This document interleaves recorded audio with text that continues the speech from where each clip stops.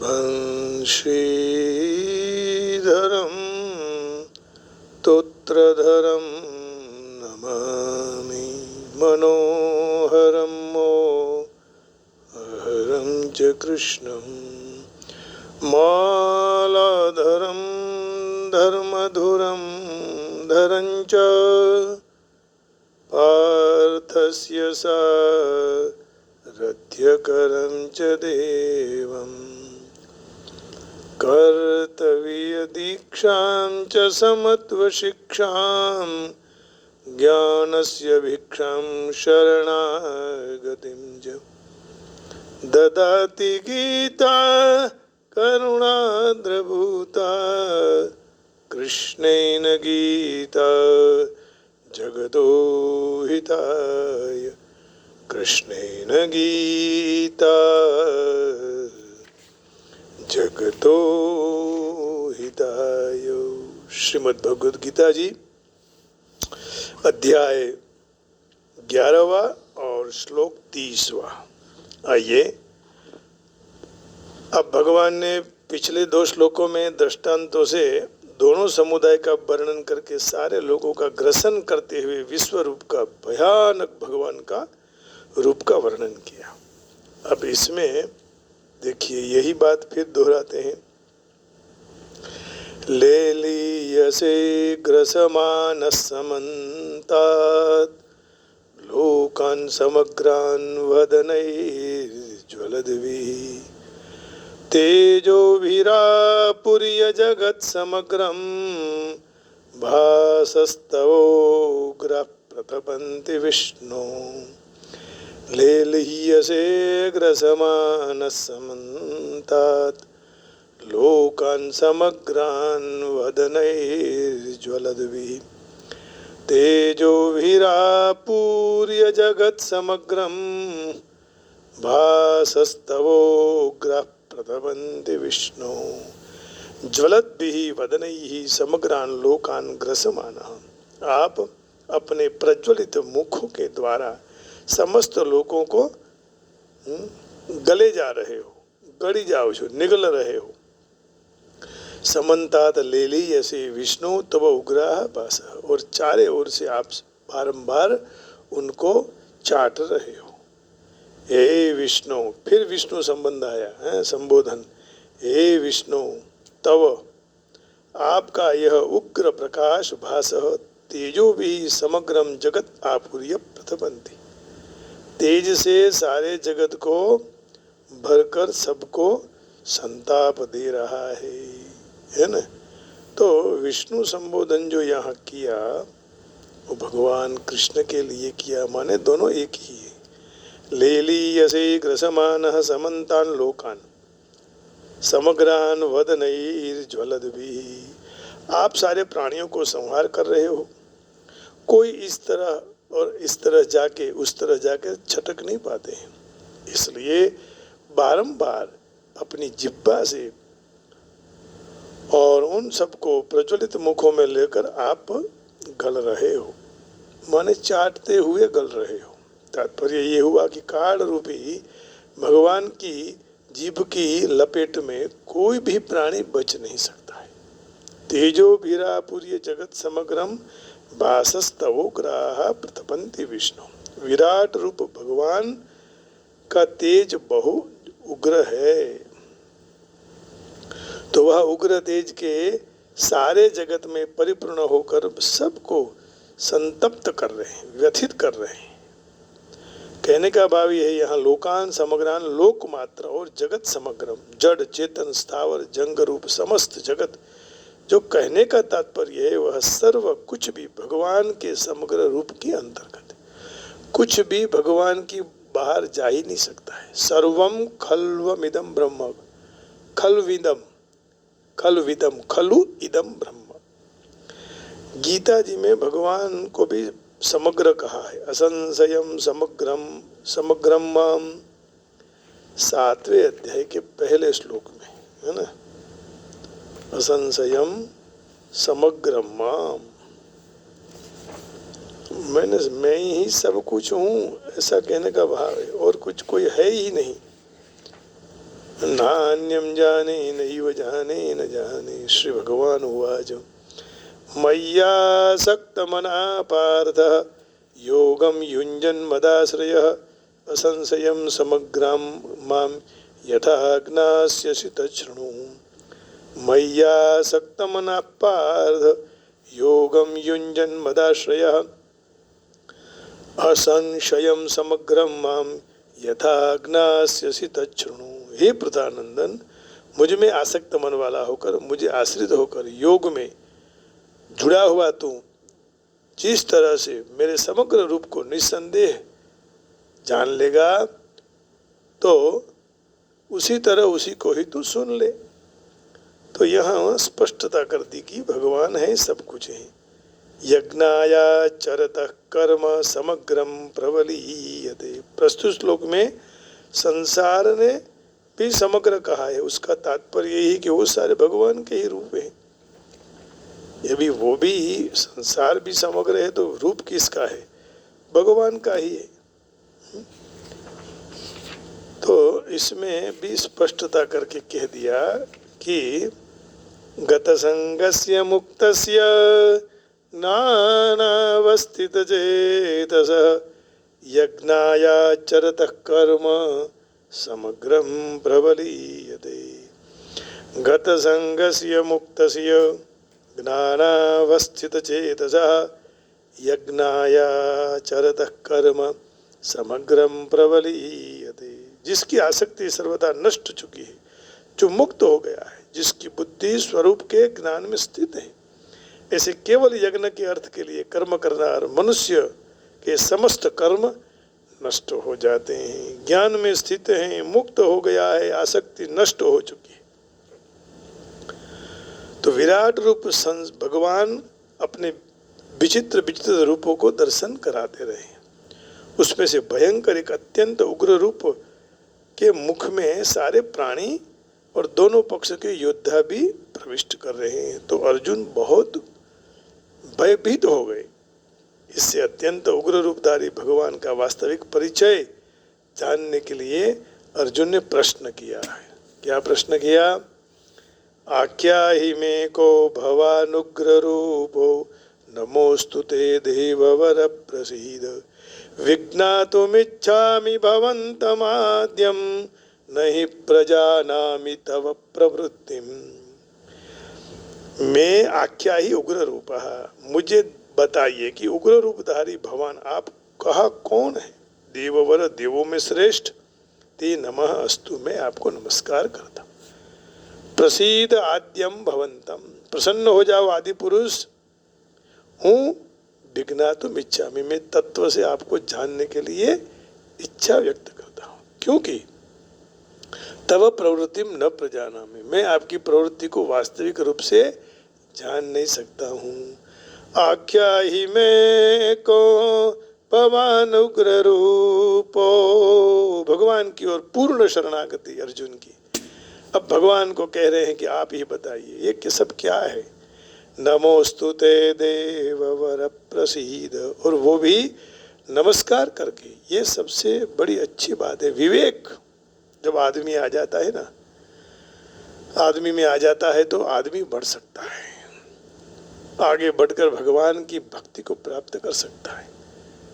और तुलसीदास जी कहते हैं बिनु सत्संगे विवेक न होई, राम कृपा बिनु सुलभ न सोई।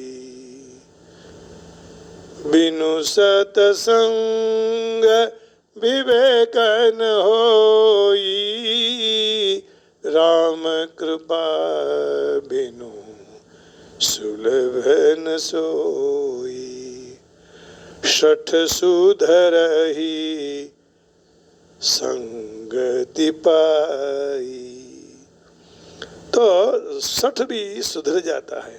इसलिए शास्त्रों में, वेदांत में कहा गया है कि यदि हमारा मल दूर हो जाए, फिर विक्षेप जो आता है वह दूर हो जाए, और आवरण है वह दूर हो जाए, तो फिर हमें कोई चिंता का विषय ही नहीं रहता है। सुनिए भक्तों, बहुत अच्छी बात है। सबसे पहले वेदांत में 3 भाग बताए हैं, कर्मकांड, उपासना कांड और अंतिम कांड है वो ज्ञान कांड है।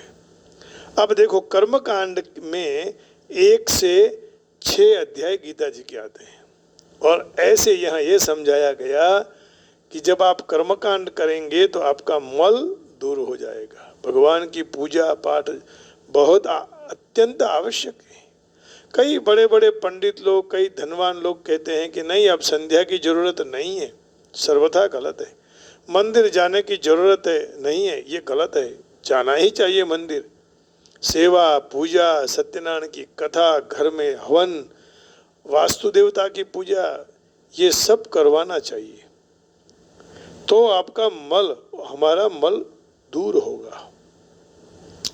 अब देखो, विक्षेप आता है तो वह गीता जी के 7वें अध्याय से 12वें अध्याय तक वो हमारा क्या करती है, तो बोलते हैं कि विक्षेप दूर करती है।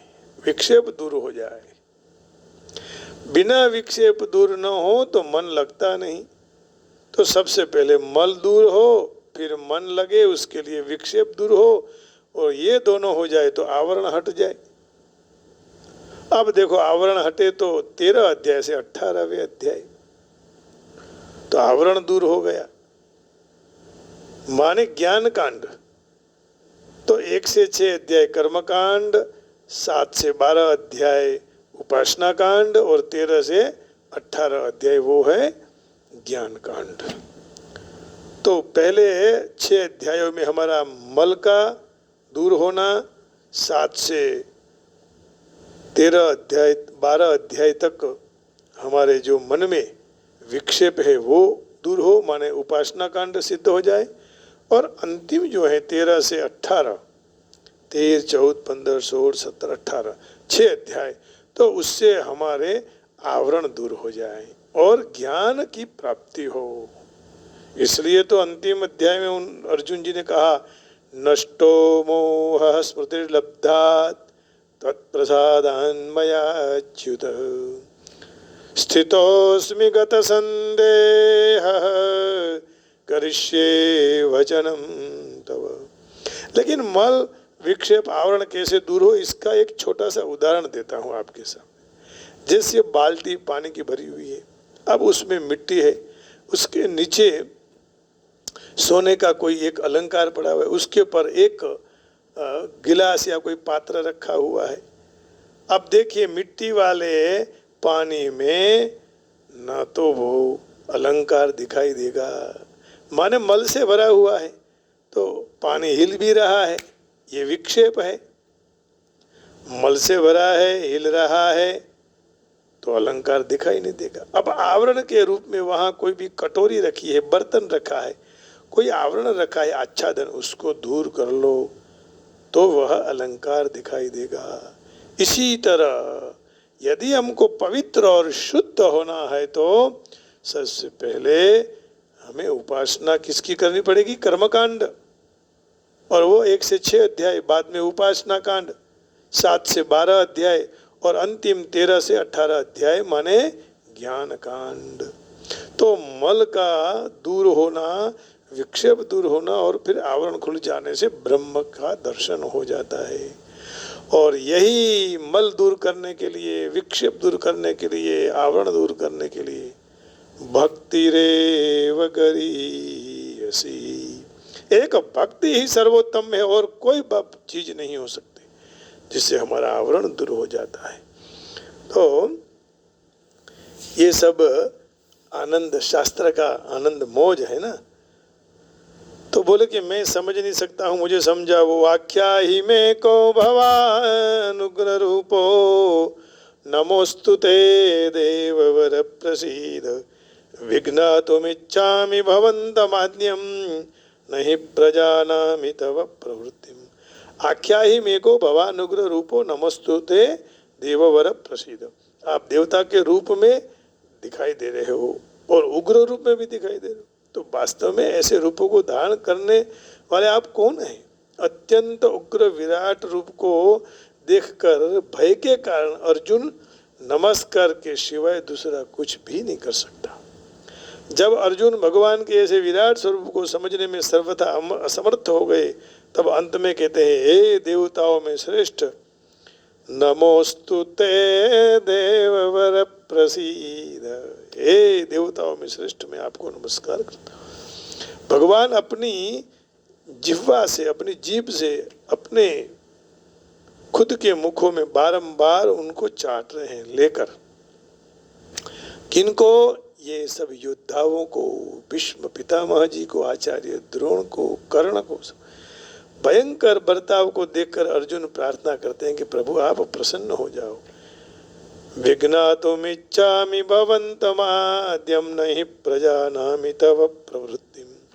भगवान का इतना अवतार, विराट स्वरूप संसार रूप में ही हुआ है, और इसलिए अर्जुन कहते हैं कि हे आदि नारायण, आपको मैं स्पष्ट रूप से नहीं जान सकता हूँ, मैं आपकी प्रवृत्ति को भी नहीं जानता, क्योंकि आप यहाँ क्यों प्रकट हो रहे हो, और आपके मुख में हमारे पक्ष के, विपक्ष पक्ष से कई योद्धा प्रविष्ट हो रहे हैं।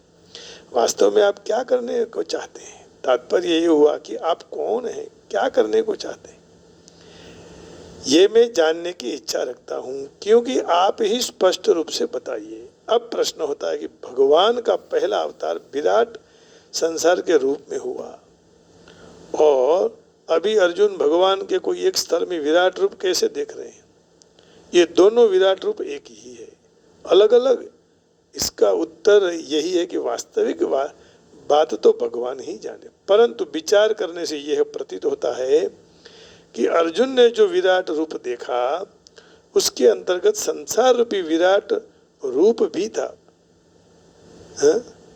जैसे कहते हैं कि भगवान सर्वव्यापी हैं, और उनका तात्पर्य केवल यही नहीं है कि भगवान केवल सारे संसार में व्याप्त हैं, परंतु भगवान संसार की बाहर भी व्याप्त है, क्योंकि संसार तो भगवान का कोई एक अंश है, और अंश उसमें पैदा हुआ है ना। तो ऐसी अनंत सृष्टियां भगवान के कोई अंश में है, ये तो संसार तो एक अंश में से हुई। इस तरह अर्जुन ने जो विराट रूप देखा, उसमें यह संसार भी है, और उसके उपरांत और कई बातें भी रखी हुई। तो भगवान का ऐश्वर्य युक्त उग्र रूप देखकर अर्जुन इतने घबरा गए हैं कि अपने मित्र श्री कृष्ण को पूछ बैठते हैं कि आप कौन हैं। अपने मित्र को पूछ लेते हैं, आप कौन हैं? नहीं तो मित्र को कोई नहीं पूछता है। अब भगवान जवाब देते हैं। पूर्व श्लोक में अर्जुन ने प्रार्थना पूर्वक प्रश्न किया, उसका यथार्थ उत्तर भगवान देते हैं। श्री भगवान उवाच, कालोस्मि लोक क्षयकृत प्रवृद्धो लोकान् समाहर्तुमिह प्रवृत्तः ऋतेऽपि त्वां न भविष्यन्ति सर्वे येव स्थिताः प्रत्यनीकेषु योधाः। कालोऽस्मि लोकक्षयकृत प्रवृद्धो लोकान् समाहर्तुमिह प्रवृत्तः ऋतेऽपि त्वां न भविष्यन्ति सर्वे येव स्थिताः प्रत्यनीकेषु योधाः। लोकक्षयकृत प्रवृत्तः कालः अस्मि है लोका, मैं संपूर्ण लोकों को संहार करने वाला बढ़े गए महाकाल हूँ। और अभी भी ये जो सारे लोक हैं, उन लोकों को समाहर्तुम प्रवृत्तः, संहार करने के लिए मैं प्रवृत्त हुआ हूँ। प्रत्यनीकेषु ये योद्धा, तेरे प्रतिपक्षी जो सेना में हैं, जो योद्धा हैं, अवस्थितः जो खड़े हैं, ये सारे त्वाम ऋते अपि न भविष्यन्ति, ये सारे तेरे युद्ध के बिना भी नहीं रहने वाले हैं। ये सब युद्ध करेंगे, माने भाव ये है कि सब युद्ध करेंगे, है ना। ये आ बधा तारा युद्ध કર્યા વિના પણ નથી રહેવાના। तुम युद्ध नहीं करोगे तो भी ये सब नहीं रहेंगे, सब काल ग्रास हो जाएंगे।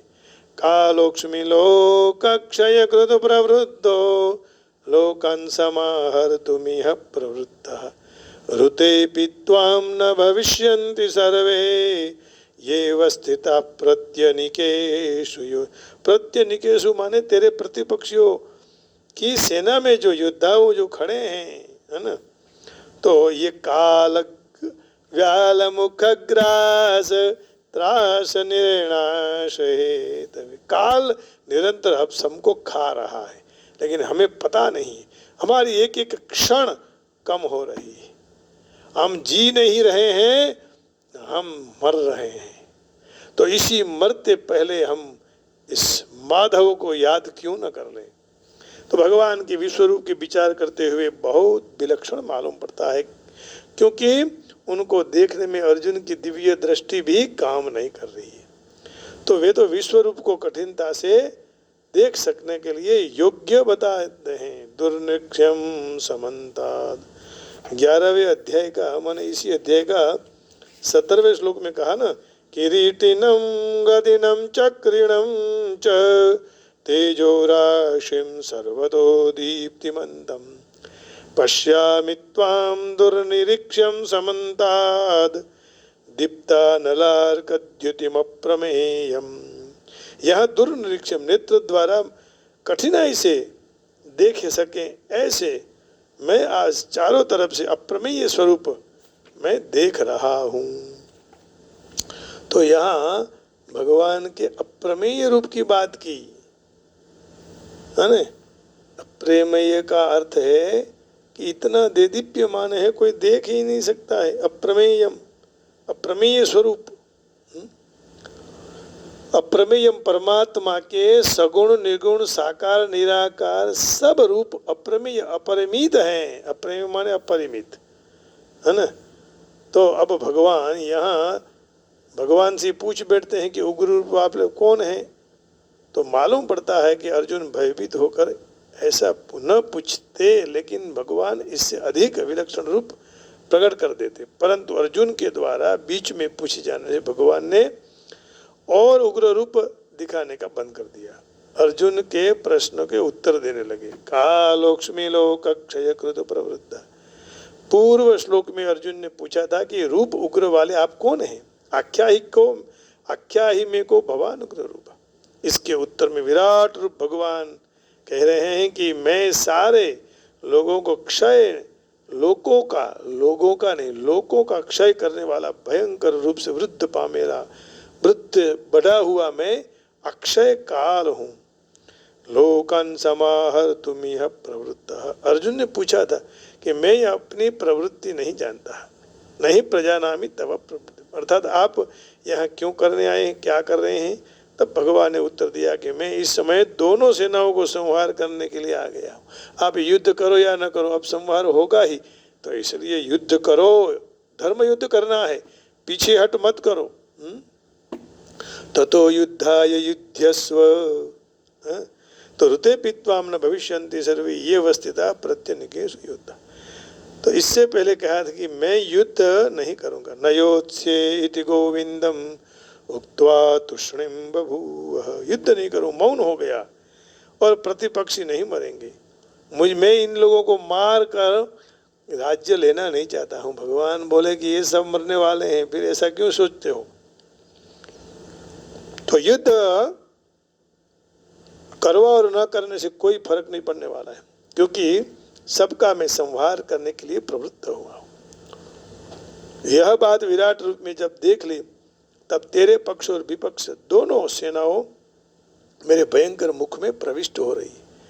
यहाँ एक शंका होती है कि अर्जुन अपनी और कौरव पक्ष की सेना के सब लोगों को भगवान के मुख में प्रवेश करते हुए नष्ट भी देख रहा है, नष्ट होते हुए भी देख रहा है। तो फिर भगवान ने केवल प्रतिपक्ष की ही बात क्यों कही। तेरे युद्ध के बिना भी ये प्रतिपक्षी नहीं रहेंगे। इसका समाधान यह है कि जो अर्जुन युद्ध यदि करते तो केवल प्रतिपक्षियों ही को मारते, और युद्ध न करे तो प्रतिपक्षी बच जाए। इसलिए भगवान कह रहे हैं कि तेरे बिना मारे यह प्रतिपक्षी नहीं बचेंगे, क्योंकि मैं काल रूप से सबको खा जाऊंगा। तात्पर्य यह हुआ, तो युद्ध नहीं मारेगा नहीं तो भी मैं खा जाऊंगा, ऐसा बोल रहे हैं। तो यहाँ सबके संहार थाने, सबका संहार होने वाला है, तो केवल युद्ध करके अपना कर्तव्य पालन कर। तो एक और शंका भी है। यहाँ भगवान अर्जुन को कह रहे हैं कि प्रतिपक्ष योद्धा तेरे युद्ध के बिना भी नहीं रहेंगे। फिर यह इस युद्ध में प्रतिपक्ष के अश्वत्थामा आदि योद्धा कैसे बच गए? इसका समाधान यह है कि भगवान ने वही योद्धाओं को मारने की बात कही है। ये शंका वाली बहुत अच्छी बात कही है ना, दो शंका आई है। तो यहाँ भगवान ने योद्धाओं को मारने की बात कही है, तो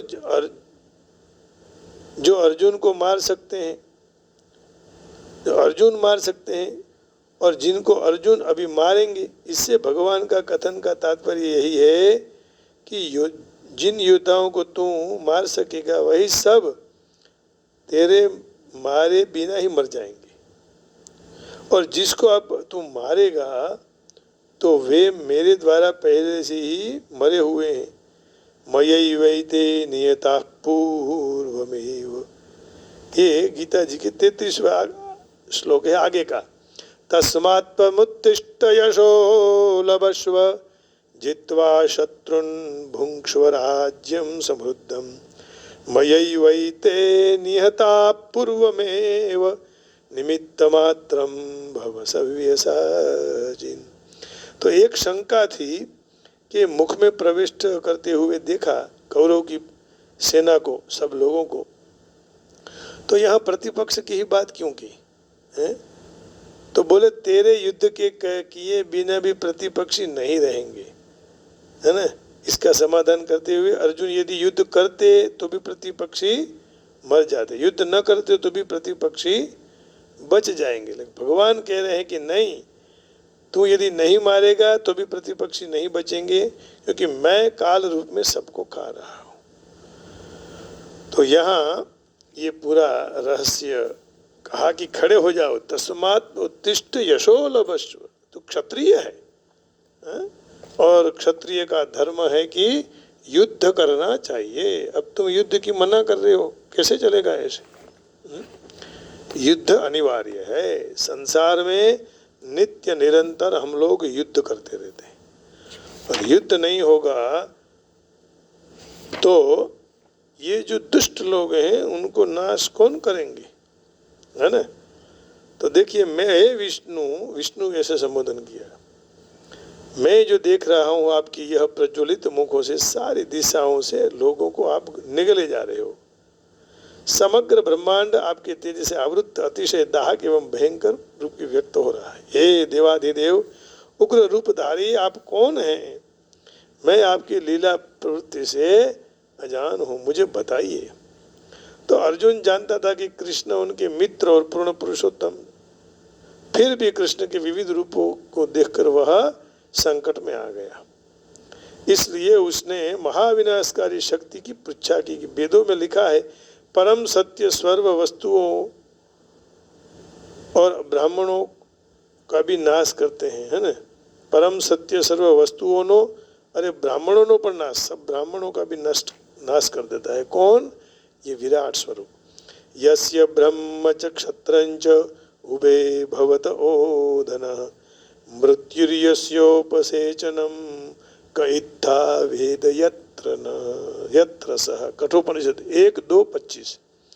अंते सर्व ब्राह्मण क्षत्रिय अन्य सब कोई परमेश्वर के द्वारा काल का कवल हो जाता है, काल नो कोड़ियो थी जाए। परमेश्वर का यह रूप सर्वभक्षी है। यहाँ कृष्ण अपने सर्वभक्षी काल रूप को प्रस्तुत करते हैं।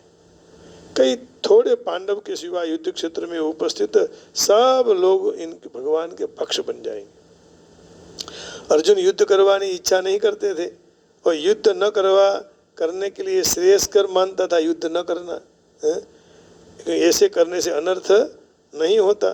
प्रत्युत्तर में भगवान ने कह दिया कि युद्ध नहीं करेगा तो भी सब नष्ट होने वाले, और इसलिए भगवान की योजना थी कि जो अर्जुन युद्ध न करे तो ये सब अन्य रीत से मरने वाले हैं।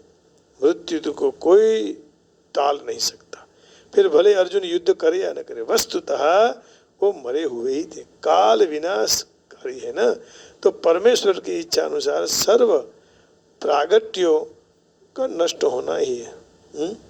यह तो प्रकृति का नियम है, कोई भी हो सबको नष्ट होना ही है। तारे एक दिन जाऊं પડશે એ કર્મ તારા તને નડશે જીવલડા कर्म तारा तनी नड़से जीवन एक दिन जाना पड़ेगा इसलिए हाँ devouring all the worlds through your flaming mouths and licking them on all sides of Lord Vishnu, your fiery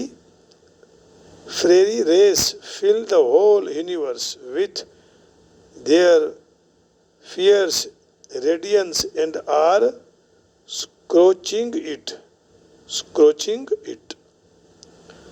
तो devouring है ना, इसका अर्थ ये है कि भाई ले ली यसे ग्रसमान समन्ता, चारों ओर से भगवान सबको ग्रस कर रहे हैं, ग्रसित कर रहे हैं, खा रहे हैं, नष्ट कर रहे हैं। फिर आगे कहा tell me who you are with a form so tremble। Arjun ने पूछा कि आप कौन है?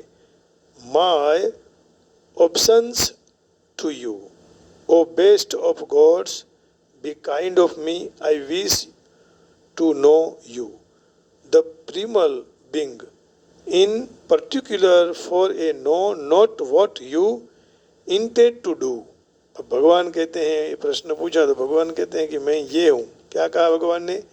श्री भगवान said, I am mighty Kal, the eternal time spirit, the destroyer of the worlds। I am out of exterminate these people, even without you all these warriors arrayed in the enemy's camp shall die।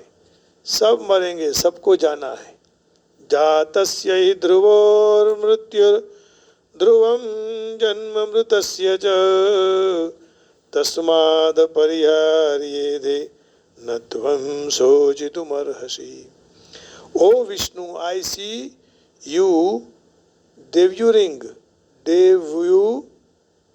all people from all sides with your flaming mouths, covering all the universe with your influence. You are manifest with terrible scorching eyes. O Lord, so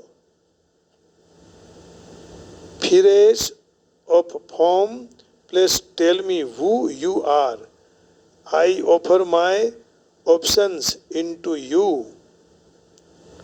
Please be gracious to me. You are the primal Lord.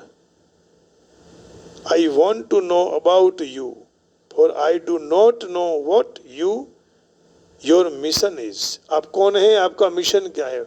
What do you want to do? The Supreme Personality of Godhead said, Time I am, time माने काल, the great destroyer of the world, and I have come here to destroy to people, all people, with the expectation of you, the Pandavas, all the soldiers here on both sides will be slain। तो यहाँ ये कह दिया कि भाई कालोक्ष्मी लोक क्षयकृत प्रवृत्तो, मैं काल हूँ, काल कलयता महम, ये भी भगवान ने आगे कहा है। आइए अब भगवान का एक छोटा सा भजन कर लेंगे। और जब भगवान मुरली बजाते हैं ना तो सब आनंद में आ जाते हैं। वागे छे वृंदावन मुरली वागे छे, हे जी वागे छे वृंदावन मा मुरली वागे छे, वागे छे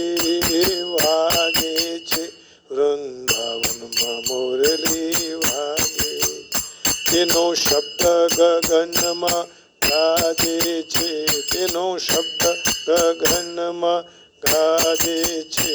વૃંદાવનમાં તો મુરલી વાગે છે, વૃંદાવનમાં તો મુરલી વાગે છે.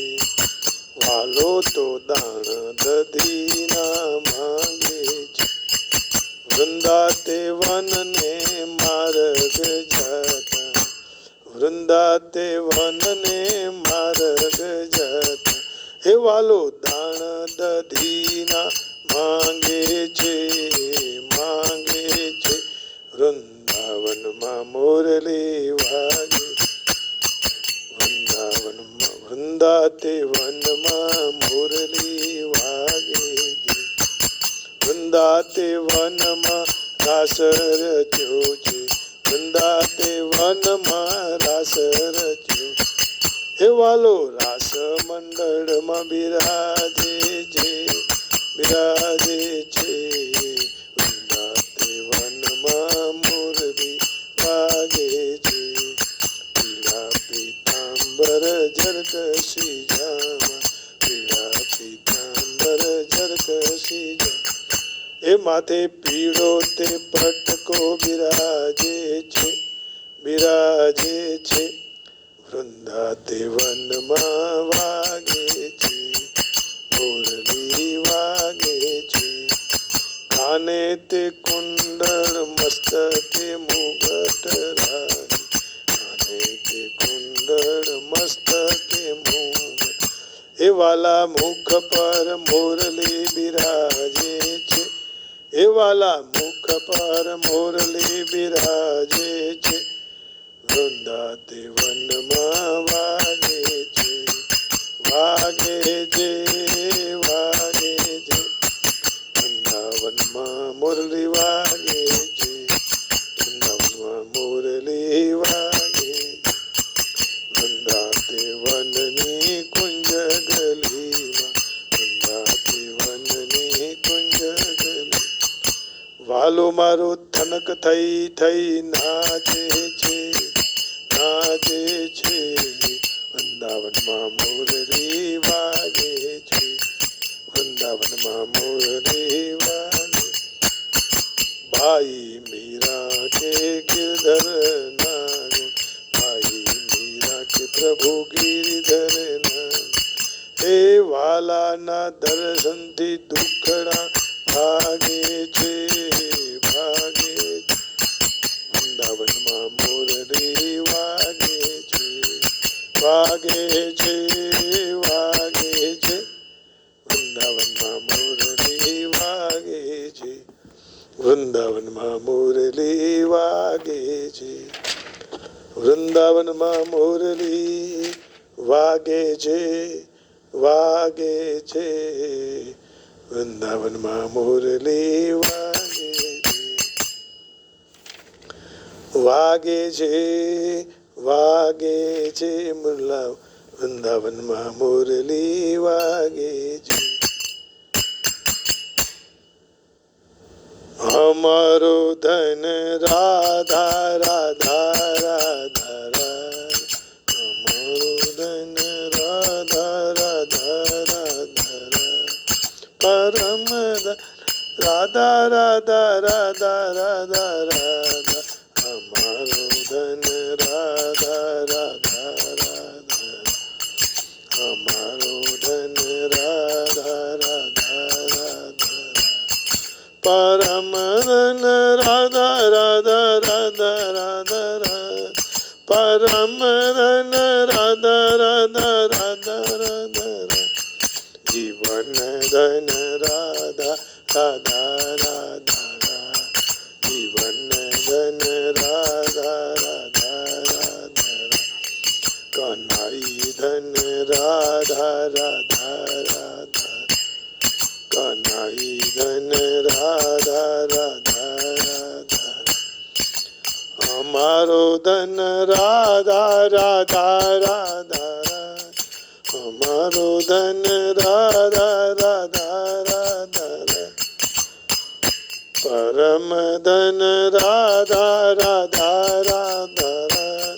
જીવન ધન રાધા कन्हई धन राधा राधा राधा राधा।